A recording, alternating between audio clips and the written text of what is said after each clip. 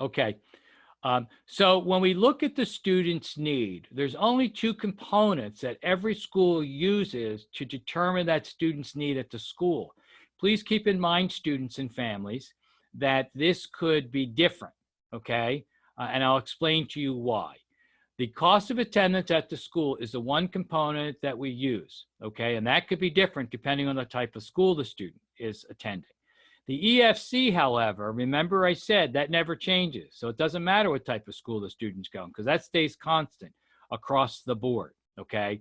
So in the first thing, when we look at the school's cost of attendance, each school develops this each year. Tuition fees, room and board if the student's living on campus, or living expenses if they're commuting from home, book supplies, transportation, miscellaneous expenses, child support, or any other expenses that a student may have. So this is what we call the sticker price, okay? And each school will create that and provide that information to the Department of Education and to the state each year, okay? Now, please keep in mind, families, okay, that each school has on their website what we call a net price calculator.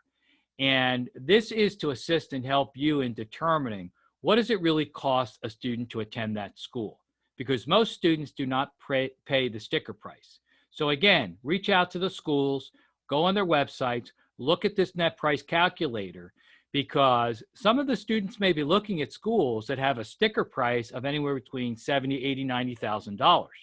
However, when you look at their net price calculator, it may say to you, well, actually, students are really only paying $45,000, $50,000 to actually attend this school. So basically what they do is they take the information that the student parent is providing on the net price calculator. They give you an estimate of what your grant and scholarships may be, the free money that the student may potentially be eligible for, or most students are eligible for who attend that school. We subtract that from the sticker price, and that leaves us with the net price at that school. So that's what students are actually paying. So parents, don't let that sticker price throw you off if that's the right school. But the only thing that's worrying you is when you see that price tag, it may not be the actual cost that that student is paying. So do look at their net price calculators. Okay, so the other thing that I wanted to talk about is how does the federal government create or develop that EFC? There's only really 5 key pieces of information that they are reviewing on the FAFSA, and it's mostly income driven. It's looking at families' income more than anything else. So we do look at a parent income and assets.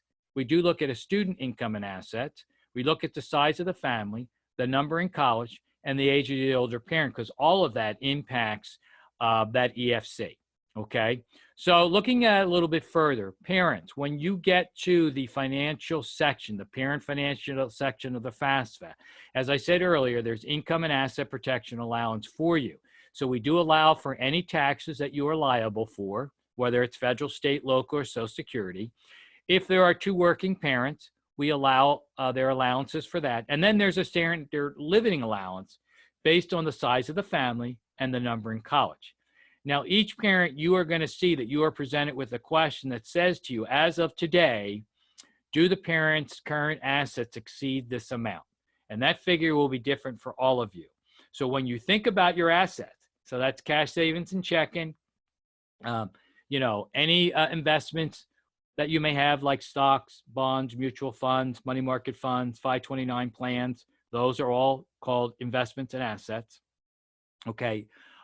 If you have a business, maybe business assets. So when you look at all of that, if they do not exceed that figure, you do not have to provide any additional asset information on the FAFSA. So you'll just say no, and you'll move forward. So you're not going to be asked about what's in your cash savings and checking account. You will not be asked about what is the value of any other assets that you have, because you indicated that your assets do not exceed that amount, and you are not required to provide any additional information. In some instances, you may also get a question that says, would you like to skip other income and asset information for the parent based on how you answered previous questions? So you could get that as well. Now, if for some reason your assets do exceed that amount, you have to say yes, and that's where you're going to get those 3 additional questions. Okay. Now, I will tell you, here are assets that are not included. Your home, the value of your home, whether you own it outright or have a mortgage on it, never include that on the FAFSA. No personal property. So your car, the type of car, any personal property, do not include that. We already had a question about qualified retirement funds or pension funds or 401ks or IRAs, okay? The value of those do not get included, okay? The value of life insurance policies do not get included. And if you have a family business and you control more than 50% of that family business and have 100 or less full-time employees, you do not have to provide any additional asset information about the business. So again, when those questions come up for you, you have to answer them. If the answer is 0, just put in 0. If any of your assets are a negative figure, which could happen, you know, then it's 0, okay? So you do have to answer those questions. Now, 529 college savings plans are considered an asset for the federal process. However, if that 529 plan is in a student's name, it's always considered an asset of the parent, not the student. So you would have to include that parent as part of your assets. And that's a good thing because, as I said, you have asset protection allowance. So the federal government is not looking at the net value 100% of your assets. It's actually less than 6% that they would look at, that they would be included in developing that EFC, okay? So moving forward for the student, income protection allowance, we already talked about this. So if it's over and above that 69.70, then the student has to report that, and 50% of that goes to the student contribution of the EFC. However, assets, there's no asset protection allowance for the students, unfortunately. Any asset the actual student owns, it's in their name, it belongs to them. Other than the 529 college plan that I just mentioned, 20% of the value of those assets are automatically added to the student contribution of that EFC. So you'll know right away what amount of that student's assets is being used to calculate that EFC. So this is the formula, folks. Very easy. Cost of attendance at the school the student is attending. Now remember, that changes. If I'm going to a community college is a whole lot less expensive than a state school or a state-related school like Penn State or University of Pittsburgh or Temple or Lincoln University. They're all state-related schools. Okay, private schools are the most expensive normally, you know, so they're more expensive than a community college or state-related. So that could change. The EFC never changes. Whatever that is, you know, we're going to subtract that from the cost, and this is the need. This is what the student's need is at that school. And then each financial aid office is going to try to meet as much as that student need as they possibly can. Okay, some schools meet 100%, some schools meet less. Reach out to the school or look on their website, because if they meet less parents, it means that you may have to come up with some other resources because there may be a balance owed to that school, okay?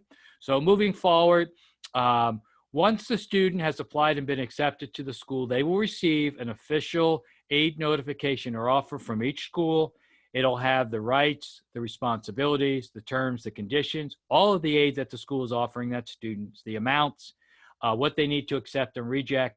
So students, please look at that very carefully, because you'll see that there's no standard format and the terminology changes. So make sure you understand what is on that aid notification and what you are accepting or rejecting. Okay, so you want to know where's the free money right away. What is based on a merit scholarship, whether it's academics, athletics, or something else that you're bringing to the school, you know, like you're in the band, you're going to a certain major, you're proficient in art, music, and they're offering you a scholarship, okay? Make sure you're aware of that. Again, look to see what other grants and scholarships are being offered to you, whether it's based on need or not, okay? Do you have to have certain GPA or a certain major to continue to get that? What if your need changes? You know, look at all of that. If you're getting work study, federal work study, that's where you can work a job on or off campus. How do you get that job? How much are you paid? If it's a loan, is it the student loan, the parent loan? What's the interest?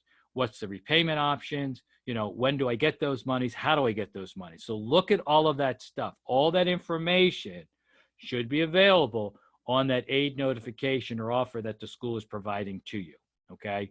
Any questions? Reach out directly to the school. They'll be able to clarify any concerns that you may have on that award notification. Don't be afraid to call them or reach out to them. That's why they're there. So that's the financial aid process. That's the forms. Very quickly, in the limited amount of time that I have, I'm going to go through some of the federal and state programs with you. And then I want to look at, very briefly, some other options that may be available to you for the funding if you don't get enough aid to cover all the expenses at the school. So really quickly, the major flagship program for the federal government is the Federal Pell Grant Program. Right now, you can get $63.45. That's the max you can get for an academic year. It doesn't matter what type of school you go to. It usually goes to very low income students or needy students. To be eligible for a Pell Grant currently, the student's EFC had a range anywhere between 0 and 5711. If their EFC was above that, it just means they weren't getting a federal Pell Grant. Doesn't mean you're not eligible for other aid, okay? Now, some schools also participate in 2 other federal programs called campus-based aid. The one is the Federal Supplemental Educational Opportunity Grant, or FSEOG.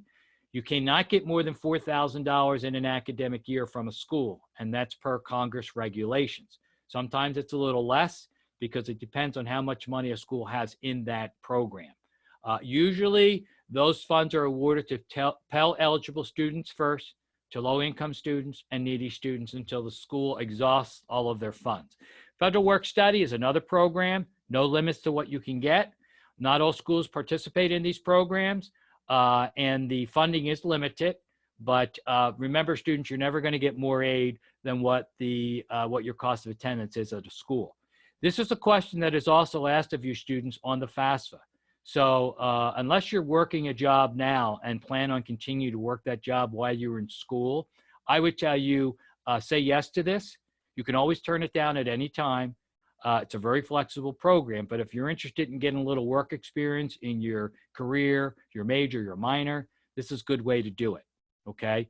So that's the federal programs. There are some other federal programs out there. You can go out to studentaid.gov to see if you're eligible for any of those, but this is the flagship programs for the federal government. For the state, our maximum or our flagship program is the Pennsylvania State Grant Program.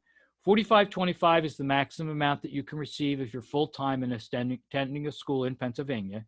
If you're going part-time in Pennsylvania, you can get half. Now, if you are going to school out of state, okay, and you're eligible for a state grant, please keep in mind you can only take a portion of your state grant with you if you're attending one of these 6 reciprocal schools: District of Columbia, Delaware, Massachusetts, Ohio, Vermont, and West Virginia. And right now, you can only take $578 of your state grant if you're attending a school in one of those states. If you're a veteran, a little higher. Any other state, New York, New Jersey, California, Florida, can't take any of your state grant money with you. Now, again, this is our flagship program at the state. There are some other grant and scholarship programs that we manage on behalf of the Commonwealth. I would encourage you to go out to the FIA.org website. Under funding opportunities, you'll see all those other programs, or if you want, you can look at the PA Student Aid Guide. We list all those other programs and the criteria. And the only reason I'm not going through that is because of the interest of time, and also the criteria for those other programs is very specific, okay? So the majority of our students really qualify for the PA State Grant Program. So there are loan programs offered through the federal government for both the student and the parent. Very quickly, students, if you are interested in this as a resource, you are automatically eligible for it. No collateral, no credit check, okay? All you have to do is apply. You are limited to the amount that you can borrow each year, and I will review that with you. Interest is determined by Congress each year. Some fees come off the top of that. This is a loan that is in the student's name. You are not required to make any payments while you were in school, and you're going to get a lot of different repayment options available to you when you get out of school. You actually have a 6-month grace period after you graduate before you go into repayment. There are some loan forgiveness programs that you may qualify for. The loan could be subsidized, unsubsidized, or a combination of both. And the only difference between those two is a subsidized means that the federal government pays the interest on that loan while you're in school, at least half time, and during any grace period or deferment period you're eligible for. If you are eligible for an unsubsidized loan, it just means that you have to pay back whatever you borrow, principal amount, and then any interest that's accruing on that loan, you are responsible for paying back that interest as well, okay? Now, the limits that you can borrow is based on your grade level. So for a first-time independent undergraduate student, $5,500 is the max that you can borrow. No more than $3,500 of that can be subsidized. The other $2,000 is unsubsidized. And as you see, as you progress in your academic career, you can borrow more. Independent students can borrow a little bit more than a dependent undergraduate student. So again, that information is available to you as well. Okay, for my parents, there is the Parent Plus loan that is available to you. Unfortunately, it's not automatic. You do have to go through a lenient credit check that is determined by Congress each year. And as long as you pass that, you can actually borrow up to the cost of attendance at that school minus any other financial aid the student is receiving. So parents, when you get those aid notifications from the school, and if there's a balance that's due, you can actually borrow that full amount from this program if you like. This is a loan that is in your name. You are responsible for paying it back. You do not have to pay anything back while that student is in school at least half time. And you have a lot of different repayment options that are available to you. The interest is determined by Congress each year, just like the student. Right now, it's 5.3%, which is decent. And then there are some fees that come off the top of that. Now, if for some reason, parents, you are not eligible for this loan, you do not pass that credit check, you have options. You can appeal it just to confirm that the information the federal government is using is correct, could be wrong. You'll have an opportunity to appeal that. Or you can apply with an eligible cosigner or do nothing at all. If you do nothing at all, it allows the school to award that dependent undergraduate student for the first year an additional $4,000 in unsubsidized money. So that means that $5,500 max now becomes $9,500. And, there's nothing the student needs to do. They just need to let the school know that they're interested in that. Okay. So that is the federal loans that is offered to both students and parents. There is another loan resource available to both students and parents out there called alternative or private loans. However, I would caution you that make sure you're looking at other sources of financial aid first before you're applying to a private alternative loan. So get those free grant and scholarship monies. Look at the federal direct student loan because it's the cheapest and easiest loan that any student can ever get. And then if you need additional funds, this could be a resource that you can actually tap into, okay? And the reason I say that is because these loans are not federally regulated. So the terms, the conditions, the amount that you can borrow, the interest rate, the repayment options, and any benefits that are associated with this loan are offered through whatever bank or lender that you're borrowing from. You're going to see that some banks offer it. There are some credit unions that offer these loans. There are some state agencies like FIA that offer it. And there are other financial institutions. So again, a student can borrow from this program. They'll never get it without a cosigner. And you're going to find that as a benefit, some of these lenders offer a cosigner release, which just means that when that student goes into repayment, and that's usually sometime after they leave their program or graduate from their program, and they will also be offered a number of repayment options, so they don't have to pay anything while they're in school. And when that student goes into repayment, if they make certain payments on time, the lender will release the cosigner. So you are no longer liable for that loan if the student doesn't pay it back. It becomes the full responsibility of the student. So again, make sure that you're looking at the terms and conditions of it because they're all different. So you can check with the school, check with your bank, go out to the internet, compare them. Don't look at just one, do comparisons.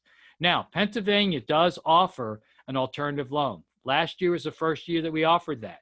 And it's for our Pennsylvania residents that may need additional funds. It's just the first time we offered it. And it's a very good loan, low interest rates, very compatible or, competitive with what's out there. And we designed this to really assist and help our Pennsylvania residents. So any Pennsylvania resident is interested in this program, I would tell you, just go out to the PA Forward website or to go out to the FIA website, link to it. There is a student loan, a graduate loan, parent loan, a refinance loan for somebody who's looking for a better rate, who's already has loans and paying them back. And we'll give you all the detailed information about that. But again, it was designed for our Pennsylvania residents if they needed a resource. The interest rates are low and they're really competitive. If, I would say definitely look at this and compare it to what other ones are out there as well. Okay. Now, if students, you are going to a school out of state, you can actually take these funds with you. So it doesn't matter what state that school is in. So if you want to participate in this program as a Pennsylvania resident, you can, and you can take all that funding with you. Okay, whoops. So one last thing I want to talk about regards to funding: scholarships, private outside scholarships. No, correct or wrong way to look for them. A lot of post-secondary schools offer them. Students, make sure you're reaching out to the schools. Check with their websites. Or contact admissions and financial aid and see what scholarships they offer, whether it's merit or based on something else, and what criteria and requirements you need to meet to be considered for that. Also, check with your school counselors or guidance counselors to see what local and regional scholarships are available to you. And then there are several national scholarship databases out there where you can research and look for any private outside scholarships on a national level as well.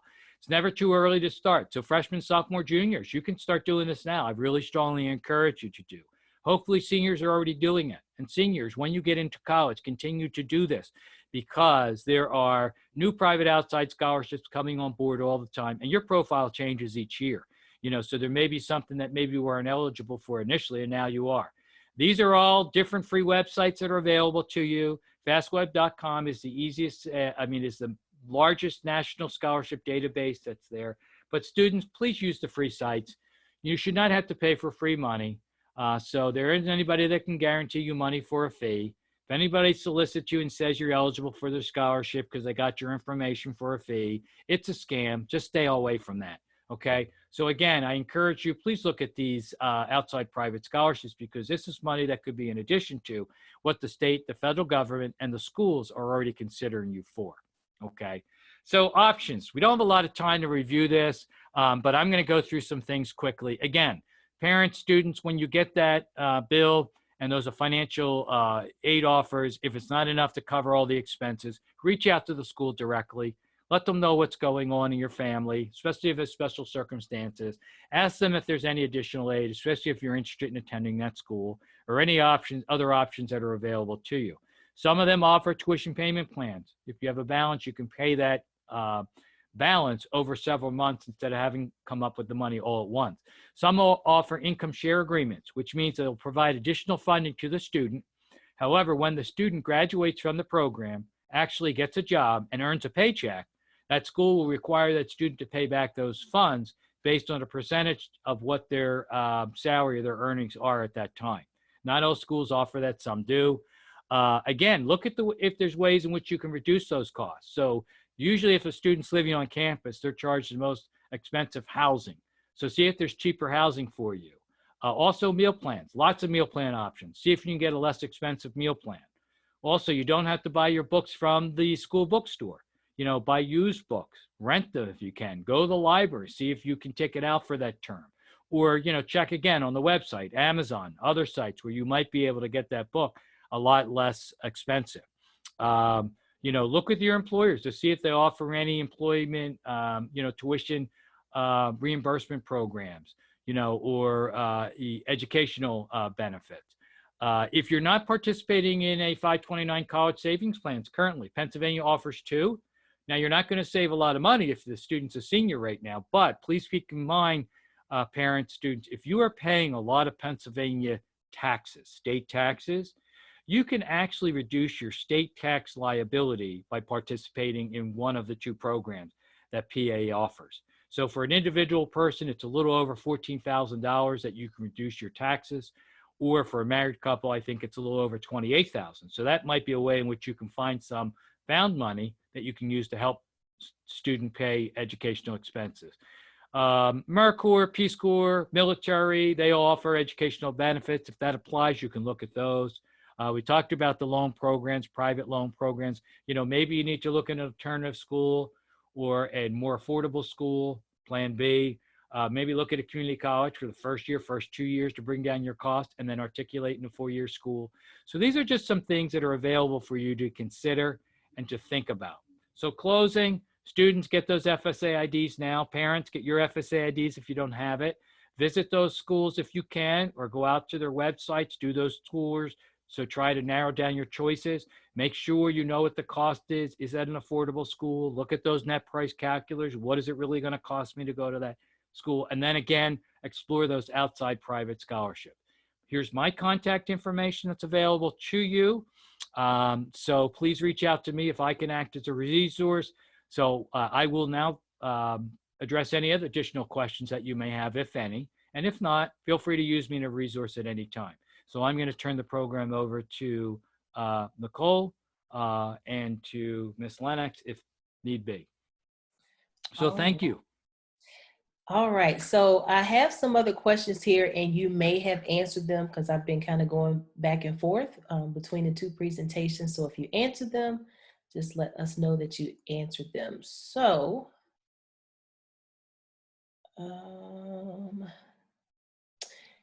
is it more beneficial for the parent to include their child's work wages on the parent tax return, or for the student to file their own individual tax return? So normally, no, a parent should not be including work earnings from a student on their tax return. The student would have to file their own income tax return. And like I said earlier, it doesn't matter if they filed taxes or not. If the student earned income, so for my seniors in 2019, they have to report that on the FAFSA regardless.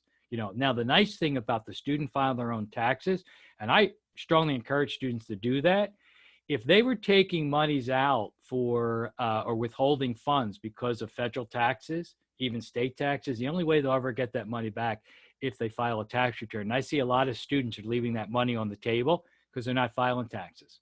So they won't get that back.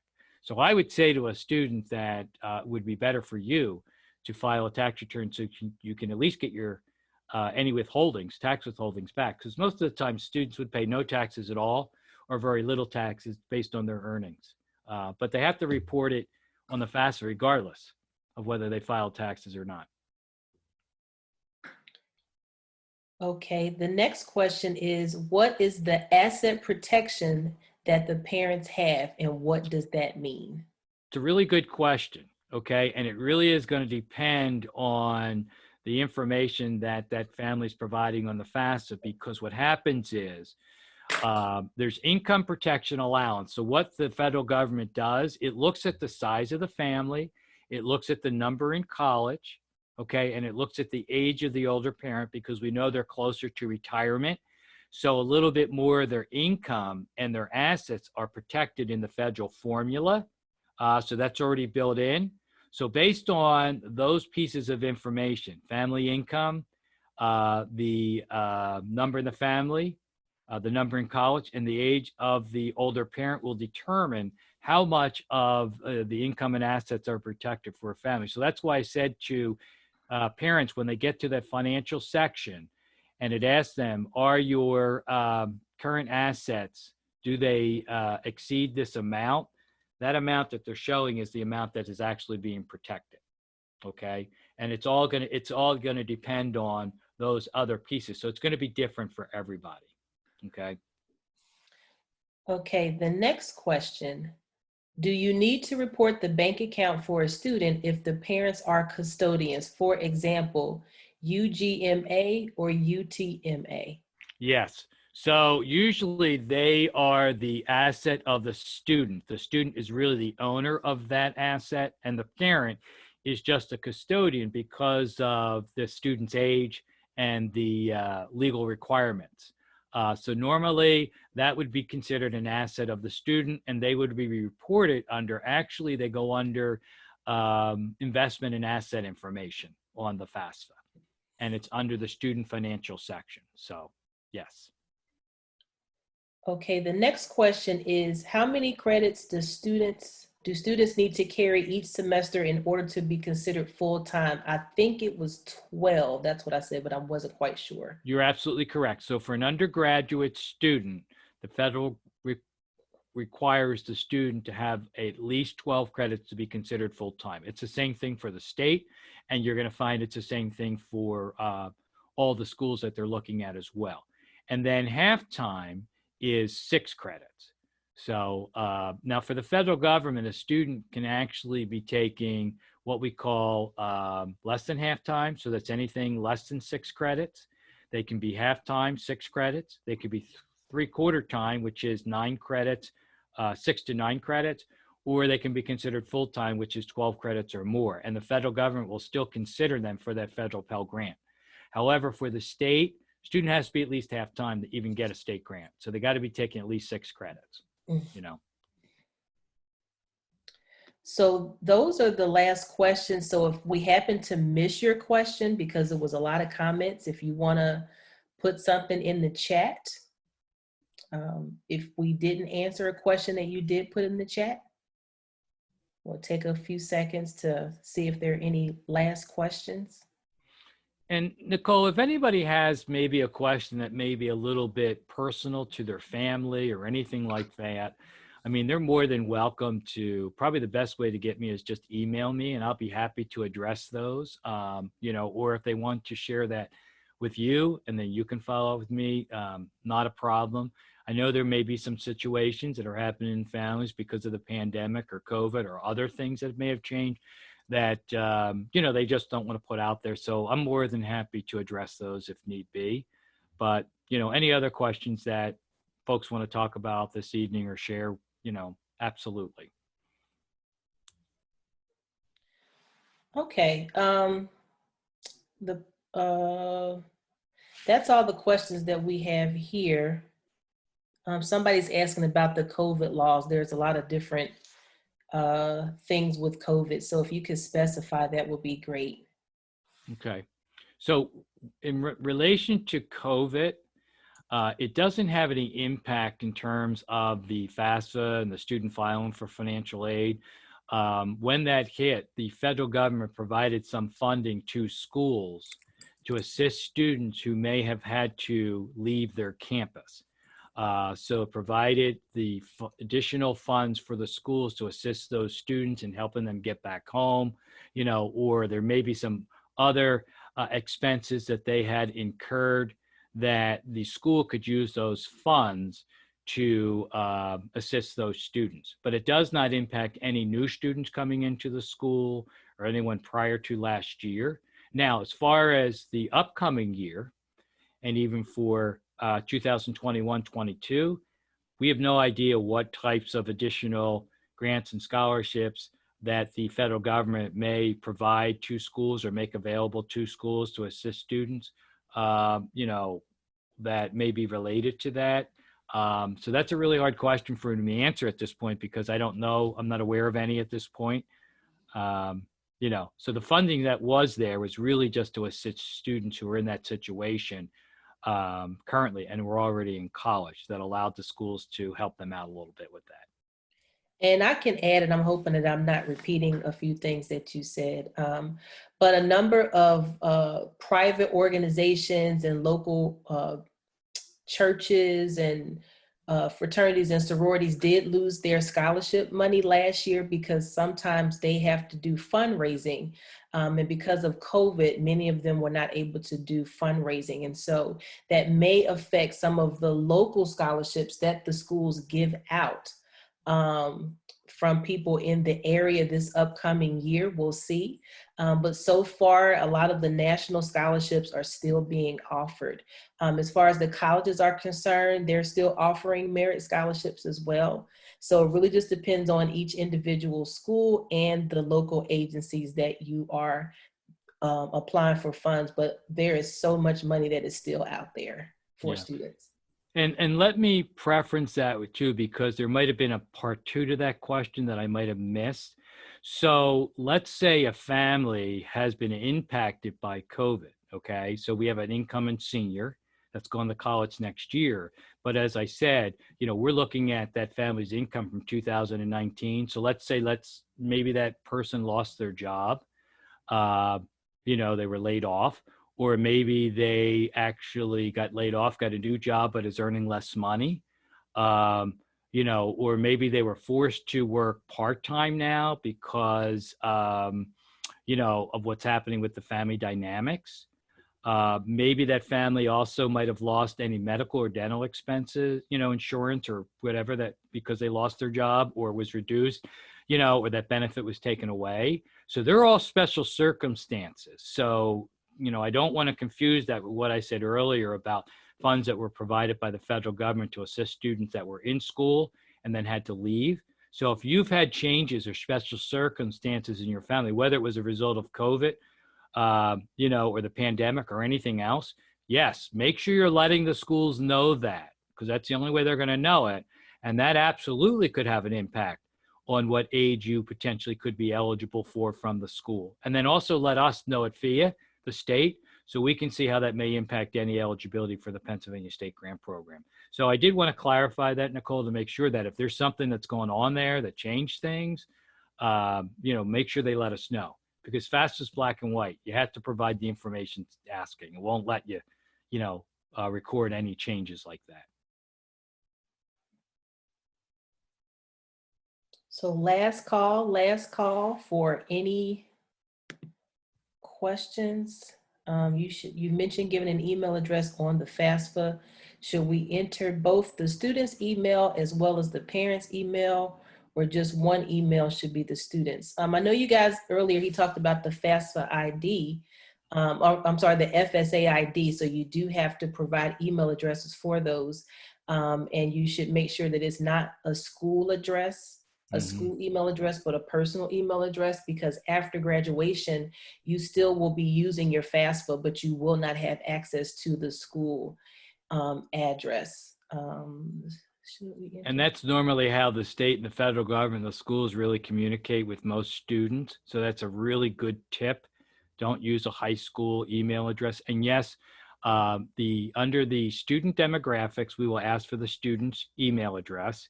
And then under the parent demographics of the FAFSA, we will also ask for the parent's email address as well. The FSA ID, each student has to create their own unique FSA ID, and a parent would need to, at least one parent would have to create their own unique FSA ID as well. And I also want to add something that's separate from financial aid. It's highly recommended that you and your student create one email address for all of your applications and other items, so that you guys can kind of pitch in and look to see, making sure that you're not missing any email, so either mom can catch them, dad, grandmom, and the student. Between the 2 or 3 of you, you'll be able to catch email, and you won't have to look in the student's personal email account, because they're not going to give it to you anyway. All right, well, it seems there's one more question. One more time, what do you need email for? Well, you need to put in your email address so that they can communicate with you, because back in the old days, everything came in the mail and paper. So sometimes paper is mailed to you, but most communication now is email. Yeah, electronic. Yep. So you guys got to make sure that you check your email on a regular basis, especially after you send the FAFSA out, like he said, because there may be some corrections or some additional information that you need to send in over the course of your time. And you're going to find that most schools email those aid offers out to students as well. That's usually how they send that information to students too. So. All right, so if you guys have any additional questions, you do have Mr. Burke's email address, and he does respond to the email and the phone call. So we would just like to, again, thank you, Mr. Michael Burke, for coming in once again and doing our financial aid presentations. Always a good time, and always some new information that you present. I love the perspective that you provide. So thank you again so much. Yeah. So this presentation, if you guys can give him some love in the chat, that would be great. If he can't see you, send him a little shout out. Thank you very much. I appreciate the opportunity as well. So, and I wish we usually could see you in person, because I always want to see what you have on. And he always has really nice cologne. So I can't smell cologne through the screen. So we just have to imagine today. But I'm sure it's fabulous. So in your emails tomorrow, you should receive videos of the English presentation, the Spanish presentation, the PowerPoint from today, a step-by-step video of how to complete the FAFSA. It's a totally separate video, and some additional handouts that you may find helpful in this process. So you should get those by tomorrow afternoon. And so if you have any other questions from me, you can email me. I'll put my email address in the chat. And the extra video that we're going to put in is actually a step-by-step video that Mr. Burke recorded, so that you can get some one-on-one instruction on a line-by-line item on how to fill out the FAFSA. In the past, we would always have a FAFSA completion night that you could come in and, sit down in the library and get your questions answered. But obviously, due to COVID, we aren't able to do that. So you can use that information. I'll also give you the 1-800 number to FAFSA. They're open every single day, and they help people fill out the FAFSA as well. And you can also make an appointment to see me. I've been helping students and parents with FAFSAs as well. All right. So on that note, is there any last thing you want to say, Mr. Burke, before we close out? No, thank you again for the opportunity. And I think we're right on time. So we did well. Awesome. Thank you so much. So guys, we just wish you a good night, and see you soon. Okay. Thank you.